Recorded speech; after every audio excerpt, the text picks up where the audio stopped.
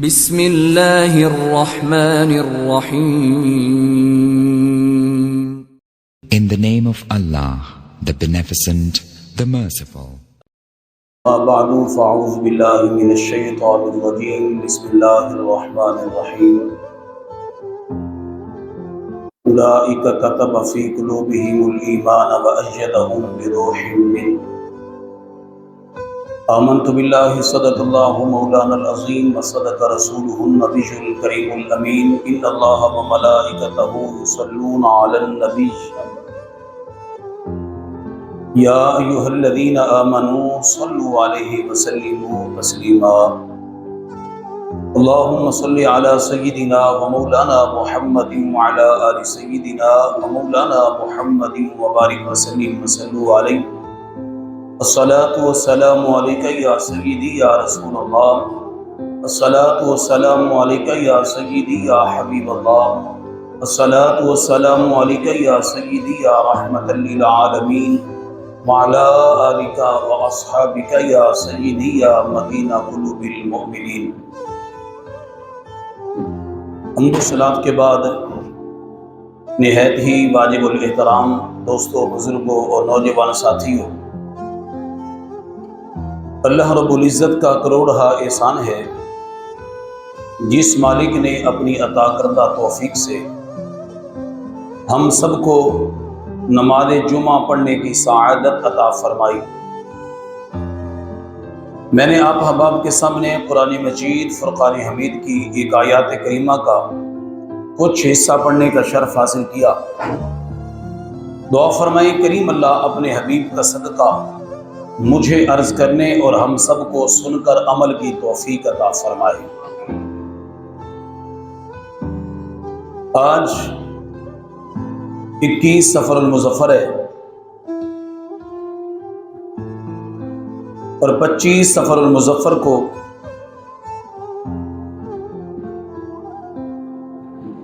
سنیوں کے امام العاشقین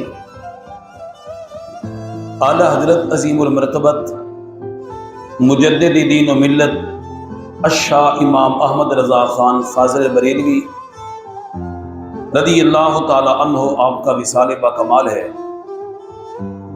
تو آپ کی سیرت طیبہ ہی آپ کے سامنے عرض کرنے کی کوشش کرتا ہوں. دعا ہے کہ کریم اللہ مجھے عرض کرنے اور ہم سب کو سن کر عمل کی توفیق عطا فرمائے. وہ امام احمد رضا جن کو امام العاشقین کہا جاتا ہے، امام العارفین کہا جاتا ہے، یہ صرف شاعر نہیں تھے. امام احمد رضا ایک فکر کا نام ہے. ان کا اصل نام محمد ہے اور والدہ صاحبہ ان کو بڑے پیار کے ساتھ امن میاں کہا کرتی تھی. ان کے والد محترم ان کو جناب والا پیار سے محبت سے ان کے والد صاحب ہو گئے، یہ جتنے بھی عزیز و اقارب تھے ان کو احمد میاں کے نام سے پکارا کرتے تھے. لیکن آپ کے دادا جان انہوں نے آپ کا نام احمد رضا رکھا، اور پھر اعلیٰ حضرت عظیم البرکت علی رحمت جب بھی خط و کتابت میں اپنا نام لکھا کرتے تھے تو اپنے آپ کو وہ عبد مصطفیٰ لکھا کرتے تھے. عبد مصطفیٰ کا مطلب ہے مصطفیٰ کا بندہ. اپنے آپ کو عبد مصطفیٰ کہا کرتے تھے. اور المختار بھی آپ کے بارے میں ہے کہ المختار بھی کہا جاتا ہے. تو بہرحال یہ وہ امام احمد رضا جن کا نام نامی اسم گرامی آج جو مشہور ہے وہ ہے احمد رضا کے نام سے. ورنہ آپ کی والدہ صاحبہ پیار اور محبت سے آپ کو امن میاں کہا کرتی تھی، آپ کے والد صاحب آپ کو احمد میاں کہا کرتے تھے، تو آپ کا نام جو آپ کے دادا صاحب نے رکھا وہ احمد رضا ہے. وہ امام احمد رضا ایک فکر اور سوچ کا نام ہے امام احمد رضا، جن کو آج ہم نام لینے کی بجائے اعلی حضرت کہہ دیتے ہیں کہ اعلی حضرت عظیم المرتبت مجدد دین و ملت اشاہ امام احمد رضا خان فاضل بریلی رحمت اللہ تعالی علیہ، جو شہر بریلی کے محلہ جسولی کے اندر 1272 ہجری کو آپ کی ولادت باسعادت ہے، 1272 ہجری، اور یہ بکمال نیک آدمی، پرہیزگار اور متقی، کہ ان کی پرہیزگاری اور رب کی بارگاہ میں مقبولیت کا اندازہ اس سے بھی لگایا جا سکتا ہے کہ امام احمد رضا فاضل بریلی رحمت اللہ تعالی علیہ 3.5 سال کے تھے تو آپ نے قرآن کریم پڑھ لیا تھا۔ 3.5 سال کے بچے کو آج ہمیں، جو آج ہمارے اس معاشرے کے اندر بچے ہیں، ان بچوں کو اچھے طریقے سے بولنا نہیں آتا۔ 3.5 سال، 4 سال کی عمر مبارکہ کے اندر آپ نے جناب والا عربی بولنا شروع فرما دی۔ وہ امام احمد رضا جو آپ نے حفظ کیا ہے، آج ہمیں استادوں کے پاس جانے کی ضرورت ہوتی ہے، پڑھنے کی ضرورت ہوتی ہے، تو آپ نے صرف 30 دن کے اندر، 1 مہینے کے اندر آپ نے قرآن کریم حفظ کیا ہے۔ آج ہمارے بچے بھی قرآن کریم کے حافظ ہیں، پڑھتے ہیں، 2 3 4 سال لگ جاتے ہیں حفظ کرتے ہوئے، لیکن امام احمد رضا خان، ان پر اللہ کریم کا اتنا کرم تھا، اتنا کمال تھا کہ آپ نے مغرب سے لے کر عشاء تک قرآن کریم کی تلاوت فرمانا شروع کرنی، اور آپ نے یہ ٹائم رکھا ہی صرف تلاوت کے لیے تھا۔ روزانہ آپ 1 سپارہ پڑھا کرتے تھے۔ اللہ کریم وحدہ لا شریک کے کرم سے ایسا ہوا کہ جس سپارے کو 1 مرتبہ آپ پڑھ لیا کرتے تھے تو اللہ کریم کے فضل و کرم سے آپ کو پورے کا پورا سپارہ یاد ہو جایا کرتا تھا۔ خود اندازہ لگا لیں کہ 1 پارہ، آج ہم اگر 2 صحابہ مل کر باتیں بھی کرتے ہیں نا، تو ان باتوں کے اندر بھی کوئی 1 آدھی بات آگے پیچھے ہو جاتی ہے، ذہن سے نکل جاتی ہے۔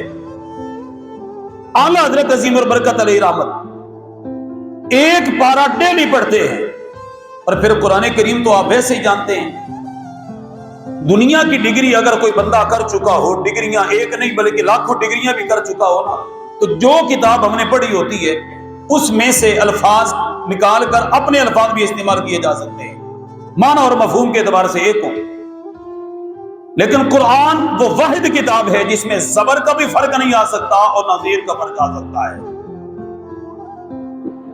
ہر کتاب، ہر سبجیکٹ، ہر مضمون، چاہے اردو کا ہو یا انگلش کا ہو، کسی بھی فن کا کوئی مضمون ہو، تو جب لکھنا پڑتا ہے تو اس کے اندر تبدیلی آ جاتی ہے، لفظ بدلے جاتے ہیں، عبارت آگے پیچھے ہو جاتی ہے کہ پہلے والا جملہ بعد میں آ گیا، بعد والا پہلے آ گیا، کوئی حرج نہیں، مضمون برقرار رہتا ہے، فکرہ بالکل ٹھیک رہتا ہے، محاورہ ٹھیک رہتا ہے۔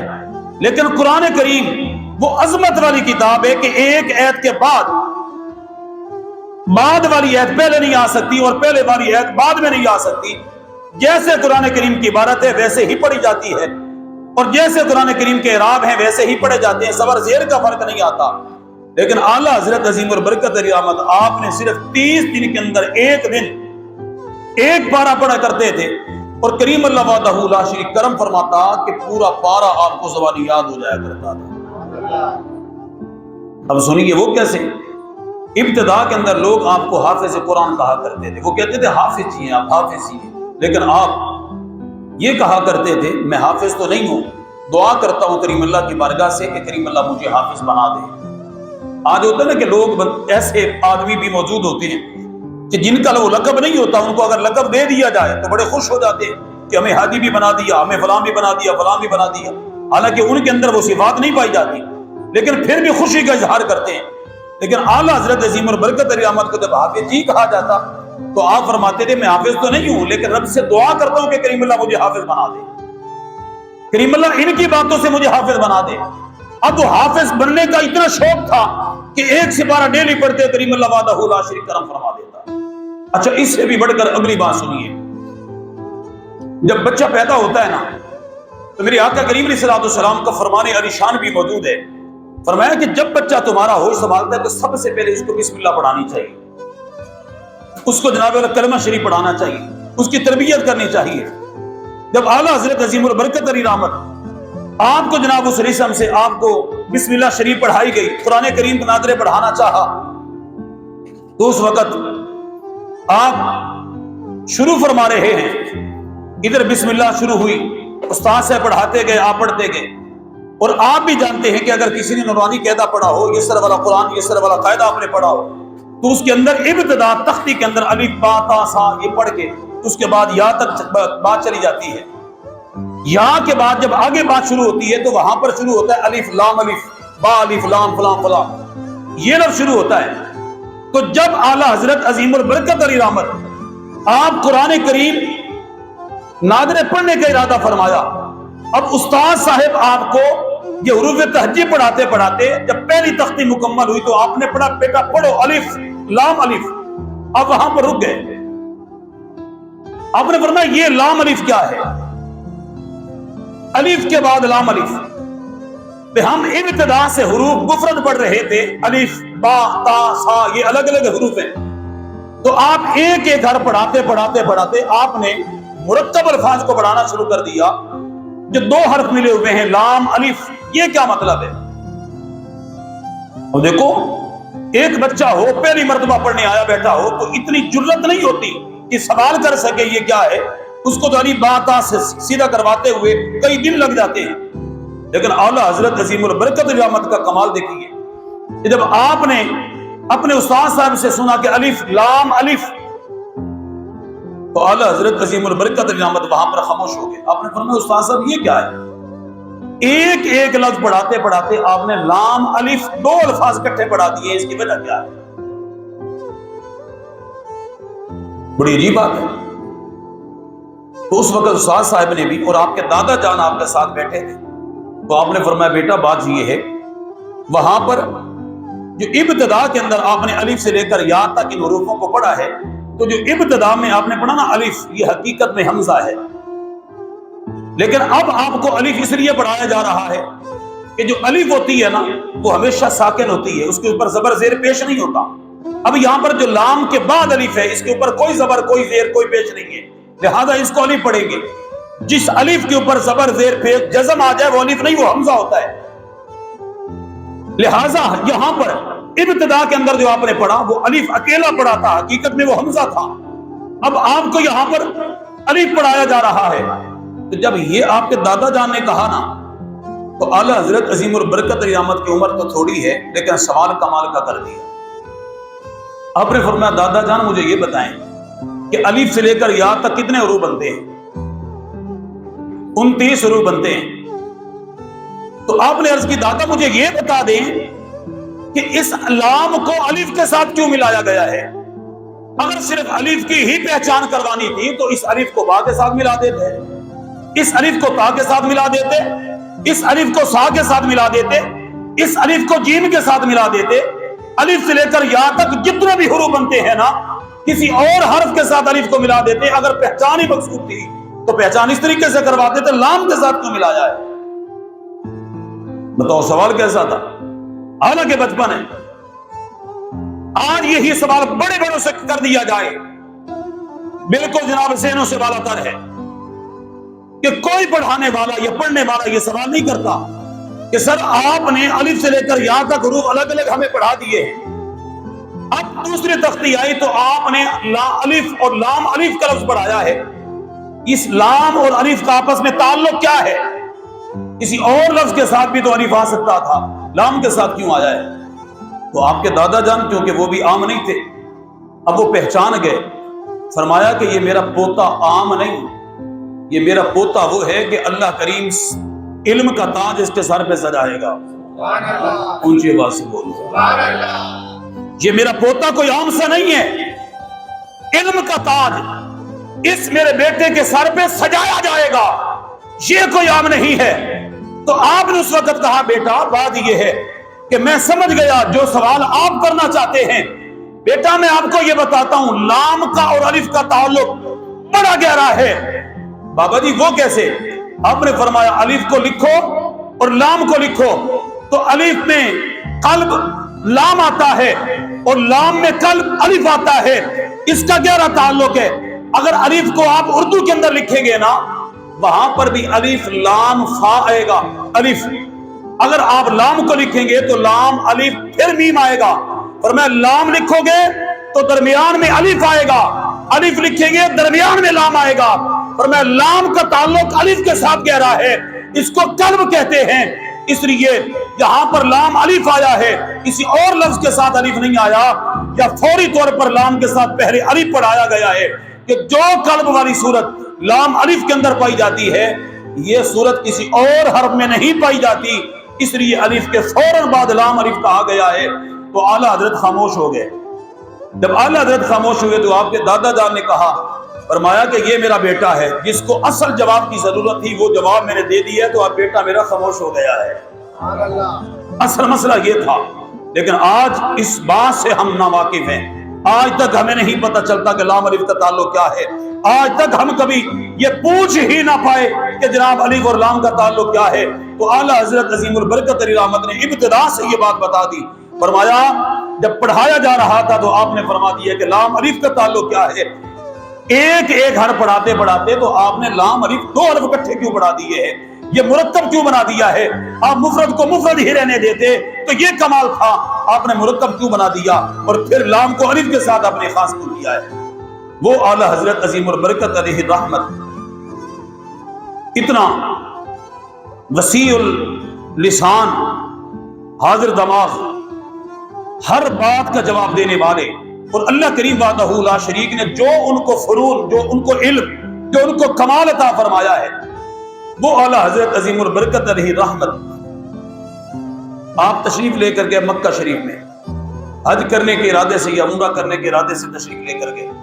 اب لوگوں نے کہا کہ اس کو جناب والا امام احمد رضا کہتے ہیں، اور ابتدا کے اندر جو وہاں کے لوگ تھے نا، مکہ اور مدینہ کے کچھ لوگ ایسے تھے جن کا تعلق وہابیت کے ساتھ، غیر مقلدیت کے ساتھ تھا، انہوں نے اعلیٰ حضرت کو ابتدا کے اندر کچھ انگریز کا ایجنٹ کہا کرتے تھے، اور یہ کہتے تھے کہ جناب یہ فتنہ ہے معاذ اللہ، ایک بریلی سے فتنہ آیا ہے، ہندوستان سے ایک فتنہ آیا ہے اور یہاں پر پھر رہا ہے۔ انہوں نے کچھ سوال لکھے، سوال لکھ کر اعلیٰ حضرت عظیم البرکت رحمت کی خدمت میں پیش کر دیے، کیونکہ منفی سوچ رکھنے والا ہمیشہ منفی سوچ رکھنے والا ہوتا ہے، کبھی اس کی سوچ صحیح نہیں آئی۔ اب انہوں نے کچھ سوال لے کر اعلیٰ حضرت کی بارگاہ میں پیش کیے۔ نظریہ کیا تھا؟ نظریہ یہ تھا کہ اعلیٰ حضرت یہاں کتابوں سے بھی دور ہے، ان کے پاس کتابیں بھی نہیں، ان کے پاس لائبریری بھی نہیں، ان کے پاس کچھ بھی نہیں ہے دیکھنے کے لیے، مسائل کی چھان بین کرنے کے لیے کچھ بھی ان کے پاس موجود نہیں ہے۔ تو اب یہاں پر کیا کریں گے، کیا ہمیں جواب دے پائیں گے؟ اب یہ نہیں پتا تھا کہ اعلیٰ حضرت مطالعے کا نام نہیں، اعلیٰ حضرت وہ نہیں جو کتابوں کا محتاج ہو، اعلیٰ حضرت کوئی عام سی شخصیت تو ہے نہیں، یہ تو ایک بہت بڑی سوچ اور فکر کا نام اعلیٰ حضرت ہے۔ ان لوگوں کا نظریہ یہ تھا کہ ان کے پاس کتابیں نہیں، کتابوں سے یہ دور ہے، ان کی اپنی لائبریری ہوگی، کتابیں ہوگی، وہاں سے مسئلہ دیکھ کر پھر یہ لکھتا اور لکھ پاتا۔ تو یہ تو اعلیٰ حضرت کو ہم یہاں پر بیٹھ کر سوال نہیں کر دیں گے، اس کا جواب نہیں دے پائے گا، جب جواب نہیں دے پائے گا تو ہم اس کا رد کریں گے۔ بڑے بڑے وہاں مکہ کے علماء اکٹھے ہو کر جناب والا اعلیٰ حضرت عظیم البرکت کی بارگاہ میں سوال لکھ کر پیش کر دیے۔ اعلیٰ حضرت عظیم البرکت علیہ رحمت نے جب وہاں پر سوالوں کو دیکھا تو آپ نے فرمایا مجھے یہ بتاؤ، یہ عربی کے اندر اس کا جواب لکھا جائے یا اردو میں لکھا جائے؟ بولو، اس کا جواب اردو میں لکھا جائے یا عربی میں لکھا جائے؟ حالانکہ آپ اجمی تھے، عربی نہیں تھے آپ۔ جب آپ اجمی تھے تو عجم کا مطلب ویسے ہوتا ہے گونگا یا ان پڑھ۔ لوگوں نے یہ سمجھا کہ یہ عربی نہیں ہے، اجمی ہے، اس کو تو نہ عربی آتی ہوگی نہ کسی اور زبان کی مہارت حاصل ہوگی، اس سے ہم سوال کریں گے تو جناب سوالوں کا جواب دے نہیں پائے گا۔ ہم یہ کہیں گے کہ یہ جناب ہندوستان سے بریلی سے فتنہ چلا تھا، آج ہم نے اس فتنہ کو لاجواب کر دیا ہے۔ ان لوگوں کے نظر یہ ہو، اور اعلیٰ حضرت عظیم البرکت نے پوچھا، فرمایا بتاؤ عربی کے اندر چاہیے یا اردو میں چاہیے؟ لوگ حیران ہو گئے، ہم اس کو اجمی سمجھتے ہیں، ہم تو یہ سمجھتے ہیں کہ جناب اس کو کچھ بھی نہیں آتا ہوگا، اور یہ کہتے ہیں کہ اردو کے اندر ہو یا عربی کے اندر۔ تو بہرحال آپ کے پاس کتابیں نہیں تھی، آپ کے پاس لائبریری نہیں تھی، آپ کے پاس کتابوں کی سہولت موجود نہیں تھی، تو آپ نے وہاں پر جو کام کیا نا، وہ صرف سوالوں کا جواب 1 صفحے 2 4 5 صفحوں میں نہیں دیا. آپ نے وہاں بغیر کتابوں کے سہارے کے، بغیر لائبریری کے سہارے کے آپ نے ان سوالوں کا جواب دیا. پوری کتاب لکھ کر دی جس کا نام تھا الدورۃ المکیہ. جب کتاب کو لوگوں نے دیکھا، دیکھ کر حیران ہو گئے، ساکت ہو گئے، مبہوت ہو گئے. ہم نے تو سوال کا جواب مانگا تھا، جواب میں پوری کتاب ہی لکھ دی ہے. پوری کی پوری کتاب لکھ دی ہے. ایک سوال کے جواب میں پوری کتاب. یارو جو ایک سوال کرے، ایک سوال کے جواب دیتے ہوئے پوری کی پوری کتاب لکھ دے اعلیٰ حضرت، جس کا نام امام احمد رضا ہو. ہم تو فتنہ شمار کیا کرتے تھے، لیکن جو کتاب لکھی ہے نا، اس کتاب کا توڑ ہمارے پاس عرب میں بھی موجود نہیں ہے. اور یارو جس کا توڑ عرب میں بھی نہ ہو اس کو اعلیٰ حضرت کہتے ہیں. ایک سوال کے جواب میں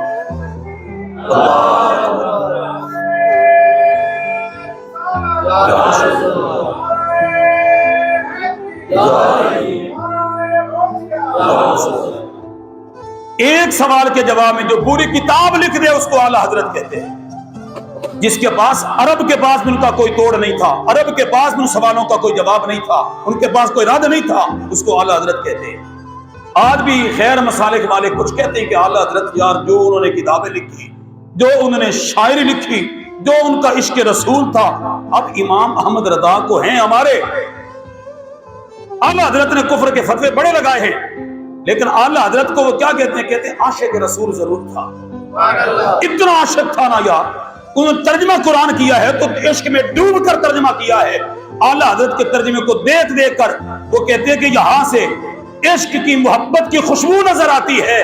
جو اعلیٰ حضرت نے قلم اٹھایا وہ اعلیٰ حضرت. آخری بات میری تقریر ختم. اعلیٰ حضرت وہ تھے، بچپن کا زمانہ ہے، والدین کو دیکھا کہ وہ بھی روزہ رکھ رہے ہیں تو آپ نے جناب والا روزہ رکھنا شروع کر دیا. ایک روزہ رکھا.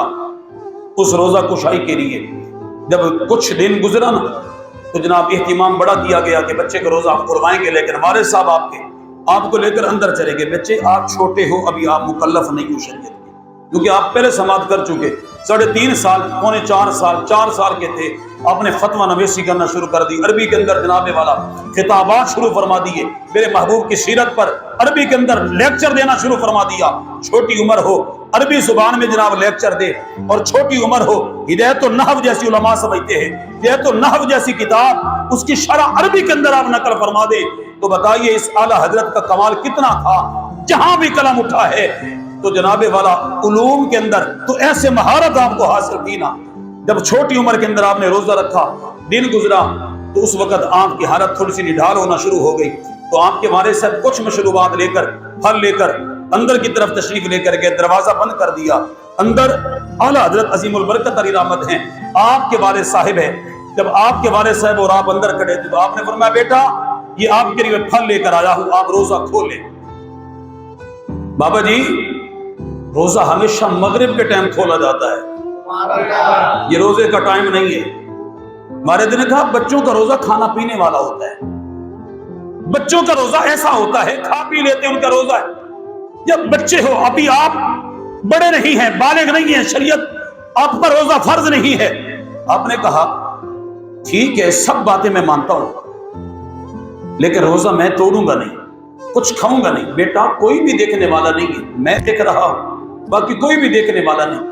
چھوٹے سے ہو کر آپ نے جواب دیا اور میں بابا اگر کوئی بھی مجھے دیکھنے والا نہیں ہے تو جس رب کی رضا کے لیے روزہ رکھا ہے وہ تو دیکھ رہا ہے نا. جس رب کی رضا کے لیے روزہ رکھا ہے نا وہ رب تو مجھے دیکھ رہا ہے. خدا کی قسم آج یہی چیز ہم دیکھ لینا کہ جس رب کے لیے یا جس رب کو ہم دکھانا چاہیں وہ رب دیکھ رہا ہے. کبھی کوئی بندہ چوری نہ کرے، کوئی کسی کا حق مارنے والا حق نہ مارے، کوئی سود خوری نہ کرے، شراب نوشی نہ ہو، سب کچھ ختم ہو جائے، صرف ایک نظریہ ہو کہ رب ہمیں دیکھ رہا ہے. لیکن ہمارے ذہنوں کے اندر یہ بات نہیں ہے. بہرحال اعلیٰ حضرت عظیم البرکت علی رحمت نے آپ نے فرمایا بیٹا کھا لو. اپنا آپ کے والد صاحب نے بیٹا کھا لو کچھ. فرمایا نہیں، جس رب کی رضا کے لیے روزہ رکھا ہے وہ دیکھ رہا ہے، میں نہیں کھاؤں گا. آپ نے فرمایا بیٹا کوئی بات نہیں. اگر اب بچہ تھا اعلیٰ حضرت عظیم البرکت والد صاحب یہ کہنے کہ بیٹا کل قیامت کے اگر کچھ ہو بھی گیا تو میں جو ہوں. آپ نے فرمایا نہیں. رب فرماتا ہے وَلَا تَزِرُ وَازِرَةٌ وِزْرَ أُخْرَىٰ، قیامت کے دن ہر بندہ اپنا بوجھ اٹھا کر اپنے سر پہ پھر رہا ہوگا. آپ تو کل قیامت کے دن میرے نزدیک بھی نہیں آئیں گے. کیسے کہہ رہے ہو کہ میں آپ کا بوجھ اٹھا لوں گا؟ اور میں یہ کبھی نہیں ہو سکتا. باقی معاملات اپنی جگہ پر ہیں، لیکن جس رب کی رضا کے لیے میں نے روزہ رکھا ہے کبھی توڑوں گا نہیں. یہ اعلیٰ حضرت ہے. بچپن کا زمانہ تھا تو ایسے جناب والا معاملات اور ایسی شریعت مطہرہ کی پابندی. عاشق رسول، امام الصالحین، امام العاشقین. عشق دیکھا جائے تو کمال کا ہے، آپ کی تصنیف دیکھی جائے تو کمال اور محبت اور عشق سے بھری ہوئی ہے. وہ اعلیٰ حضرت ہے جس کو اعلیٰ حضرت عظیم البرکت کہا جاتا ہے.